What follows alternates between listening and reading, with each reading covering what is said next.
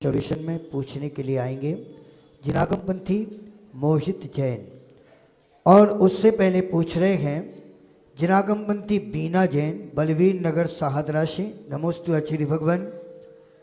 क्या पंच कल्याणक प्रतिष्ठा महोत्सव में किसी चीज की कमी हो जाने से या देव आदि के रूठ जाने से समाज पर कोई फर्क पड़ता है?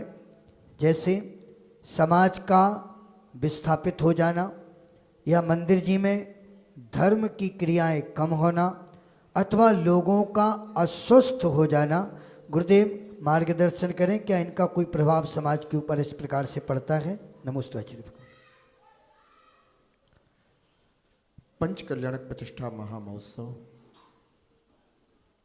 जहां भी होता है वहां समाज का उद्धार होता है, समाज की उन्नति होती है, समाज का कल्याण होता है।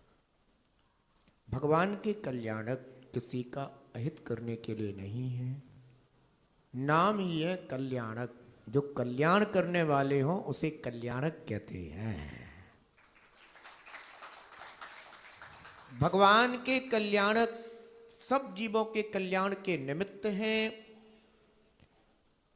फिर भी अगर समाज विस्थापित हो रहा है तो पंच कल्याणक के कारण विस्थापित नहीं हो रहा है, वो अपनी व्यक्तिगत समस्याओं के कारण विस्थापित हो रहा है। जैसे कोई कहता है कि अब आजकल जो है ना बच्चों की शादियां नहीं होती हैं, तो पंच कल्याणक इसमें क्या करेगा? कोई अपनी लड़की वहां देना नहीं चाहता तो इसमें पंच कल्याणक क्या करेगा? मंदिर क्या करेगा? धर्म क्या करेगा? इसमें ये आपकी व्यक्तिगत समस्याएं हैं, और उन व्यक्तिगत समस्याओं के कारण व्यक्ति ये चाहते हैं कि भाई आज ऐसी समस्या हमारे जीवन में आ रही है, चलो इसका समाधान कैसे किया जाए। तो वो एक स्थान से दूसरे स्थान पर पहुंच जाते हैं कि चलो भाई ऐसी चाहत है तो चलो ऐसा भी पूरा हो जाए। पहले के समय में भी लोग इस तरह की इच्छाएं नहीं रखते थे, लेकिन घर में अगर बेटा बेटी की शादी आदि होना होती थी तो फिर वो अपने घर को ठीक ठाक करा लेते थे। थोड़ा और जितना और एक दो कमरे और बन सकते हैं तो उसको बनवा लेते इत्यादि व्यवस्था करते थे। इसी तरह की समस्याएं आजकल समाज में देखी जाती हैं, लेकिन हम स्वयं अपनी अश्रद्धा के कारण अपनी समस्याओं को धर्म कार्यों में, धर्म अनुष्ठानों में देखने की कोशिश करने लग जाते हैं। ये आपकी बड़ी भारी भूल है। ना तो पंचकर्ण प्रतिष्ठा आदि महोत्सव से कोई देव रूठ रहे हैं, ना कोई देवता रूठ रहे हैं, क्योंकि देवतागण तो ऐसे कल्याणक महोत्सव बड़े ही आनंद के साथ मनाया करते हैं। कोई देवता नहीं रूठते ऐसे।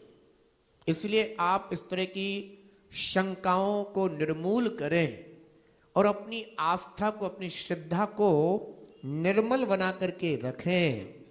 तो मंदिर जी में धर्म कम होना, अरे धर्म तो तुम जाओगे, तुम जब धर्म करोगे तभी तो धर्म होगा। तुम जाओगे ही नहीं तो फिर धर्म तो कम होने ही लग जाएगा। सीधी सी बात है। स्कूल वही चलता है जहां बच्चे पहुंचते हैं।